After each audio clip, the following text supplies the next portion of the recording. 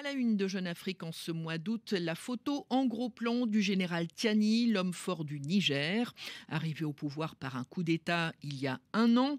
L'occasion d'essayer de mieux connaître ce militaire que Jeune Afrique qualifie de mystérieux et solitaire. Bonjour François Soudan. Bonjour Catherine. Le général Tiani serait même une énigme selon Jeune Afrique. Alors, vous savez, ce général de brigade de 60 ans, Catherine, tel que le décrit Manon Laplace dans cet article, c'est un taiseux, un taiseux du genre taciturne, qui parle peu, qui reçoit peu, qui cloisonne beaucoup, qui sort rarement du palais au sein duquel il occupe d'ailleurs toujours son logement de fonction d'ancien chef de la garde présidentielle, à quelques dizaines de mètres à peine de la résidence officielle où sont séquestrés depuis un an Mohamed Bazoum et son épouse. Il a toujours été ainsi, Abdourahmane Tiani, un petit peu marginal, plutôt méfiant, fuyant les mondanités, à l'écart des autres chefs de l'armée avec un côté indéchiffrable.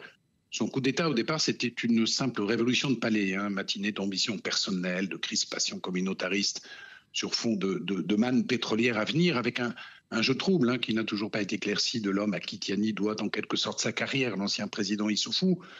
Alors pour justifier son putsch, lui donner une assise populaire, Abdourahmane Tiani s'est inspiré des modèles maliens, burkinabés en adoptant un discours que l'on sait nationaliste, souverainiste, qui a plutôt bien fonctionné, il faut le reconnaître. Résultat, un an après, il a tenu, il n'a rien cédé, il a complètement renversé les alliances diplomatiques militaires du Niger, il gouverne à coups d'ordonnances, de décrets sans Assemblée nationale, et sans même avoir esquissé, Catherine, le moindre chronogramme pour la fin de la transition. Alors une question se pose, François Soudan, comment les Nigériens perçoivent-ils le général Tiani? Est-il populaire? Alors, il y a ceux qui adhèrent parfois jusqu'à l'adulation à l'héroïque général Tiani qui a engagé la plus grande révolution panafricaniste du XXIe siècle, ainsi que n'hésite pas à le proclamer l'un de ses turiféraires. Ceux-là applaudissent au fait que le chef de la junte ait jugé mémorable à l'échelle de l'histoire son propre coup d'État, au point de faire du 26 juillet une fête nationale. Il y a ensuite ceux qui le subissent, la classe politique traditionnelle, mais qui sont en quelque sorte anesthésiés par l'état d'exception.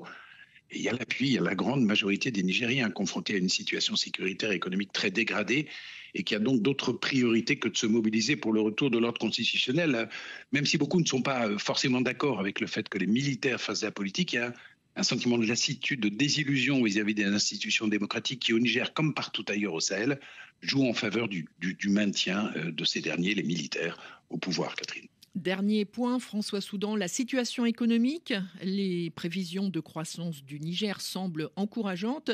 Vous nous parlez pourtant d'une situation économique dégradée. Ah oui, encourageante parce qu'on parle d'un taux de croissance du PIB en 2024 de l'ordre de 11%, qui est l'un des plus élevés du continent. 11%, c'est d'ailleurs également le taux de l'inflation au Niger. Mais ces prévisions qui ont pris en compte la levée des sanctions de la CEDEAO, la reprise des financements de la Banque mondiale, du FMI, repose sur l'hypothèse d'une mise en exportation normale du pétrole. Or, ce n'est pas le cas, ou pas encore. Pour deux raisons. D'abord, le bras de fer avec le Bénin, qui n'est toujours pas résolu. Et ensuite, la détérioration de la situation sécuritaire qui a contraint la société chinoise gestionnaire du pipeline d'Agadem à suspendre fin juillet ses activités sur son site. Alors, il y a une solution alternative à moyen terme qui est actuellement à l'étude pour exporter le pétrole nigérien vers le Cameroun via le Tchad, mais elle est très coûteuse puisqu'il faut poser un nouveau tronçon de pipeline. Et surtout, on voit mal, Catherine, les sociétés chinoises s'asseoir sur les investissements qu'elles ont déjà lourdement consentis. Merci François Soudan. Cet article sur le Niger et le général Tiani est à retrouver sur jeuneafrique.com.